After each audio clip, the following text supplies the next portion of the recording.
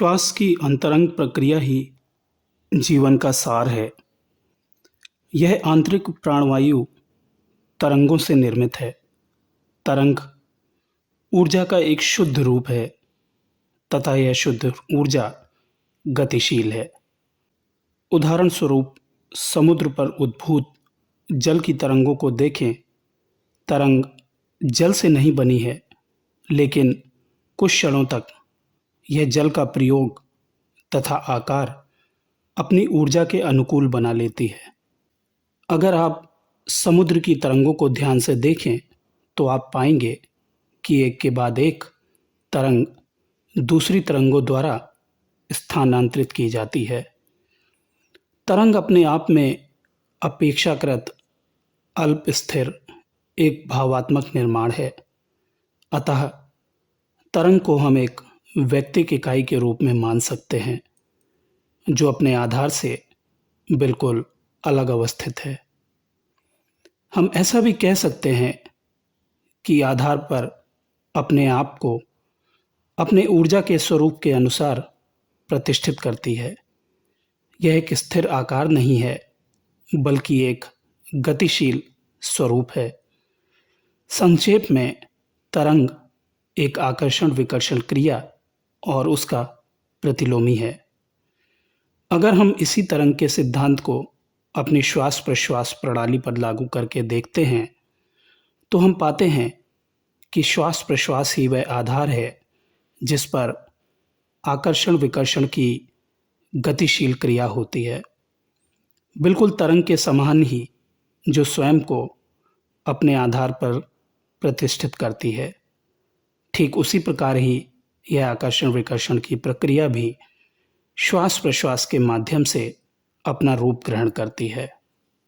भारत के प्राचीन ऋषियों ने जीवन के सार तत्व को, जिसे हम महत ऊर्जा कहते हैं, इसे ही प्राण शब्द से विहित किया। उसी तरंग के सिद्धांत को विवेचित करते हुए हम उनकी समस्या को इस प्रकार प्रस्तुत कर सकते हैं।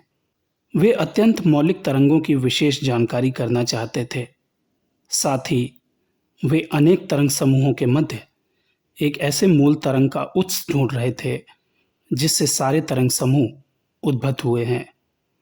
इसे ही हम दूसरे शब्दों में कह सकते हैं कि वे एक तरंग की खोज में थे, अत्यंत मौलिक आदिम तरंग।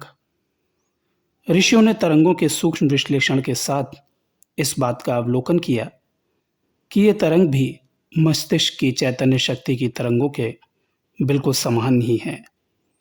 उन्होंने स्वयं अपने ऊपर परीक्षण कर यह पाया कि इन तरंगों को नियंत्रित कर पाना उनके वश की बात नहीं है। फिर भी वे ये चाहते थे कि ये चेतना तरंगें अपने आप उनकी इच्छा के अनुकूल कार्य करें। समस्या कठिन तो अवश्य थी, लेकिन बिल्कुल असंभव नहीं थी।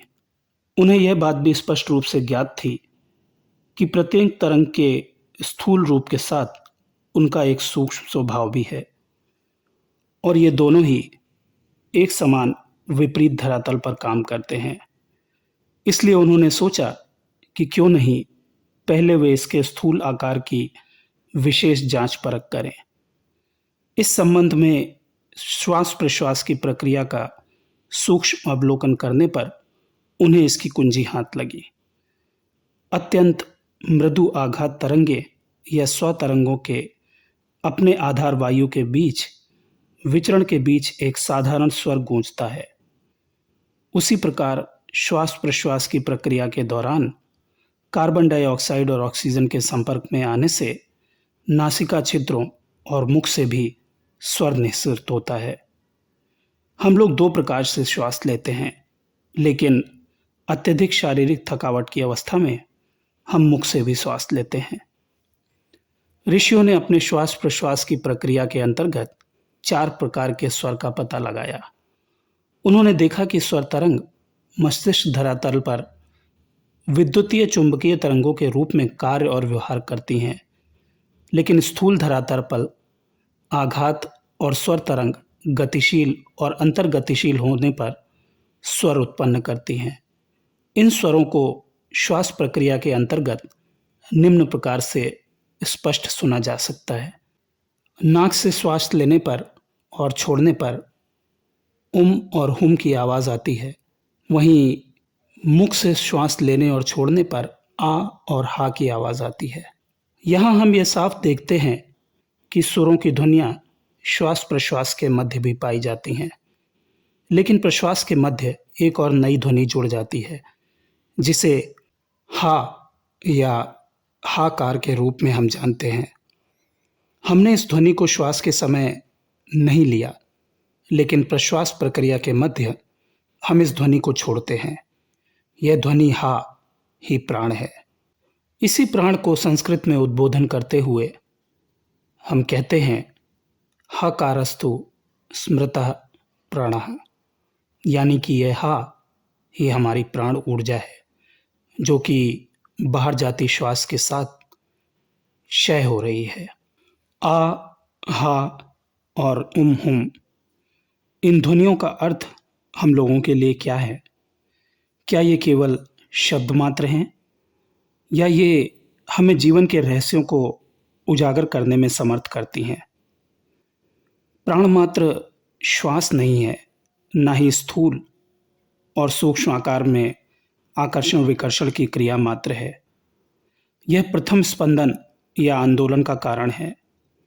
प्राण के ऊर्जा के संरक्षण के लिए यह आवश्यक है कि हम विपरीत प्रक्रिया का सहारा लें, जिससे श्वास प्रश्वास की प्रक्रिया तथा आकर्षण विकर्षण और परिणाम स्वरूप प्राण भी प्रभावित हो सके।